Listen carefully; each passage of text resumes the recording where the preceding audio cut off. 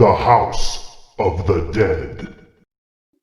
So the very first House of the Dead came out, I can't remember what year it was exactly. I think it was like late 90s, like 1998. And the thing that attracted me to the first time I saw it was in the arcade, because obviously that's where it went first.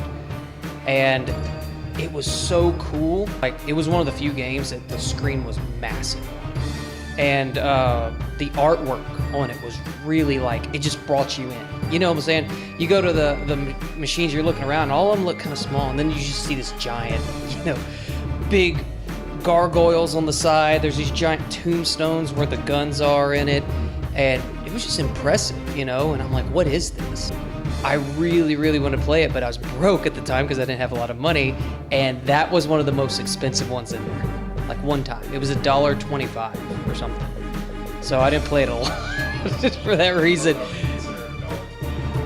Well, when you're a kid at that time, you're running on this little bit of allowance, so you couldn't afford a lot. So it was that, and I don't know, it was just like the game, how it played and everything, and that was like Sega's real big shooter game. That was like one of their biggest ones.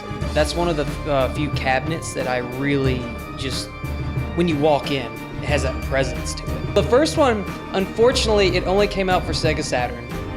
I never got a Sega Saturn back then, and I didn't know anybody who had one. It was like one of those systems that not a lot of people had, that I personally knew.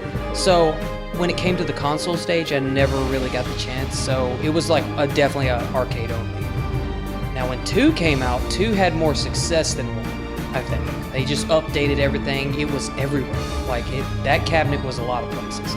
There's a place called the Underground Mall. Everybody want to check this mall out because it's like a big attraction area. And so I'm going there. I'm not shopping for anything.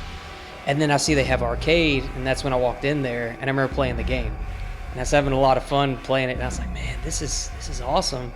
And of course, I used all the last of my money I had. And I'm getting to the first boss, and it pissed me off so bad because I don't know if I was just bad at reading instructions or stuff. I didn't know to shoot the bat.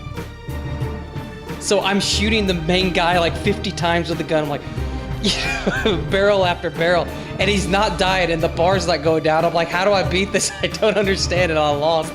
And I was so pissed off. I was like, I want a rematch, but I never get. So then we fast forward in time to when it came out on the Dreamcast. So I didn't have one of those either. Just didn't buy these consoles. My friend Michael Tilton up the street from me had one, and I made a deal with him. I said, okay, I'll buy the game if you buy the guns. So 2 came out, and I played it with you a lot. And we still, this day, it's a good game to go back to. I mean, as cheesy as it is and all that, it's just fun to shoot zombies. It never gets old. I don't know why. Yeah, exactly. Zombies will... They've been going for years in the film industry and game industry. There's all these stories, and they just... Yeah. It's just, it's on another level now, so...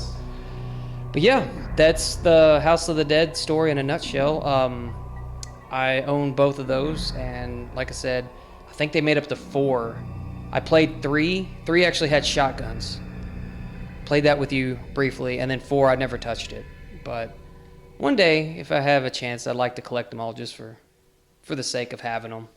Because, I mean, they had an impact when I was growing up, when they first came out.